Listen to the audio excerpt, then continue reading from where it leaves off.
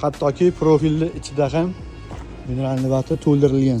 Odamlar mashinaga qilmaydigan shumkalarni eshiklarga qilib yuboramiz mana. Shuma bu vibra bo'ladi. Xo'p, birinchi sloy vibra izolyatsiya. Mana avtomobilni vibra.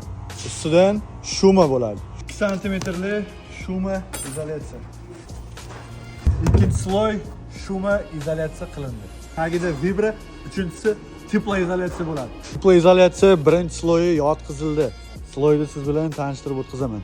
Xo'p, vibra, shuma, teplo buni ustidan hozir mineralniy vata tushadi. Mineralniy vata mana shunaqasiga tushadi. Nechta sloy izolyatsiya bo'ldi, ko'rdingizmi? Izolyatsiyalarimiz mana shunaqa qilib tashlanadi.